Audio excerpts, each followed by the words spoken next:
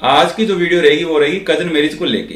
काफी बार मेरे पास couple phone के माध्यम से या व्हाट्सएप मैसेज के द्वारा मेरे से पूछते रहते हैं कि क्या सर मौसी की लड़की से या ताऊ की लड़की से या मामा की लड़की से या लड़के से कोर्ट मैरिज कर सकते हैं या नहीं। क्या इस तरह की मैरिज इंडिया में लीगल है, यानी कि इसकी मान्यता है या नहीं। अगर हम इस तरह की मैरिज कर लेते हैं तो क्या इसमें हमें सफलता मिलेगी या नहीं। इस तरह के सवाल मेरे से पूछते रहते हैं, तो इन सब बातों का आज मैं आपको इस वीडियो में जवाब दूंगा। अगर आपको वीडियो अच्छी लगे तो इस वीडियो को लाइक कीजिए, शेयर कीजिए और हमारे इस चैनल को सब्सक्राइब करना ना भूलें। तो चलिए शुरू करते हैं।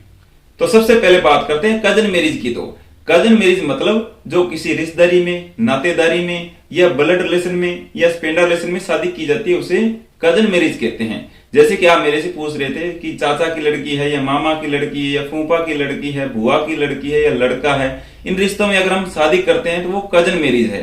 तो सबसे पहले तो यहाँ हम ये देखेंगे कि जो आपने शादी की है क्या वो कजन मैरिज की कैटेगरी में आती है या नहीं।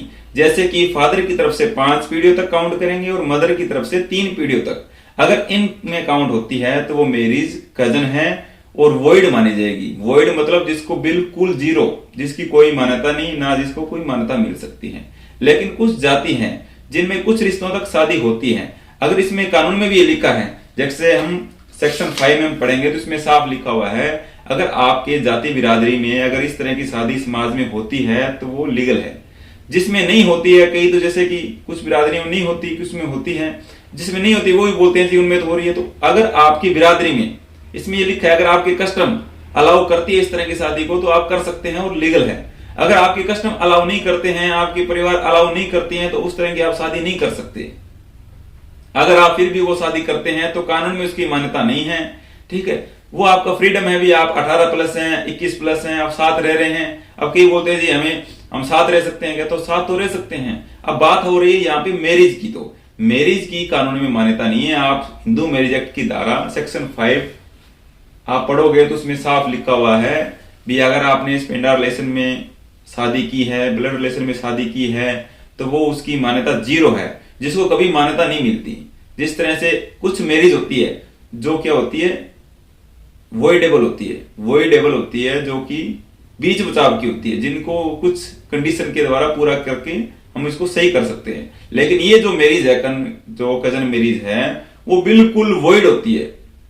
ठीक है, एक तो होती है लीगल, जो आपने सही रीति रिवाज से सही तरह से शादी की है। दूसरी होती है वॉइडेबल। वॉइडेबल होती है जो बीच बचाव की होती है, जिसमें किसी की उम्र 20 साल है या थोड़ी कम थी 21 से, तो उसमें हम पूरी होने के बाद दोनों आपसी सहमति से शादी कर ली तो वो लीगल हो गई। एक होती है वॉइड, बिल्कुल वॉइड, जिसको कभी कोई मान्यता नहीं मिलती, ना हम कानून के द्वारा उसको लीगल बना सकते हैं। ठीक है, तो वो होती है वॉइड। वॉइड की जीरो होती है।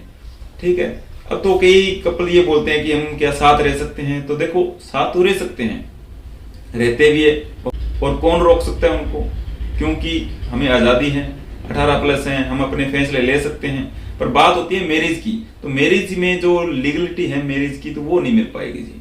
ठीक है, तो इसमें क्या होता है, जैसे कि आपने इस तरह की मैरिज कर ली, आप कई बोलते हैं जी हम मैरिज कर लें तो क्या करेंगे इसमें।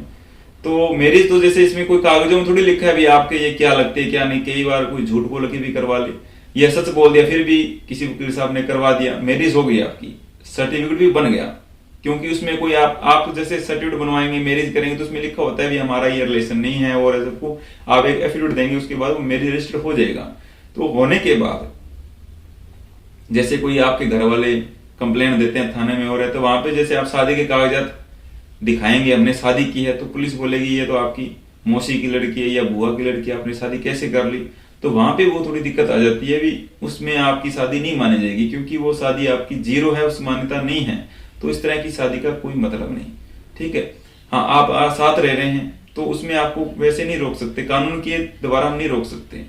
अब बात आती है साथ रहने की। तो कई कपल साथ रह रहे हैं, शादी भी कर लेते हैं। तो बात जैसे कि शादी कर लिया, अब मान्यता कल को जैसे कि आप दोनों के बीच में डिस्प्यूट हो जाए, लड़का और लड़की के बीच में डिस्प्यूट हो जाए, इन फ्यूचर कभी भी साल के बाद 2 साल के बाद लड़के ने लड़की को छोड़ दिया और तो कल को वो कोर्ट में जाती है तो वो लीगल मैरिज नहीं है।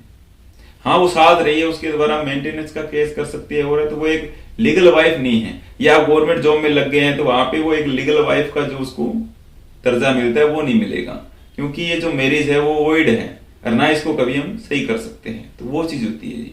तो ये वॉइड मैरिज होती है। इसके अलावा अगर साथ रह रहे तो रहो जी, उसको कौन रोक सकता है? आपकी आजादी है, आपकी मर्जी है। अगर आप 18+ हैं तो आप रह सकते हैं। तो वो चीज है जी। बाकी बात आई है कजन मैरिज की, तो ये मैरिज वॉइड होती है, स्टार्टिंग से ही वॉइड होती है। अगर आपको इससे संबंधित कुछ और पूछना हो तो आप मेरे दिए नंबर पे कॉल करके या व्हाट्सएप मैसेज के द्वारा जानकारी ले सकते हैं। आई होप कि आपको वीडियो अच्छी लगी होगी। अगर आपको वीडियो अच्छी लगी तो इस वीडियो को लाइक कीजिए, शेयर कीजिए और हमारे इस चैनल को सब्सक्राइब करना ना भूलें। वीडियो को देखने के लिए आपका बहुत बहुत धन्यवाद।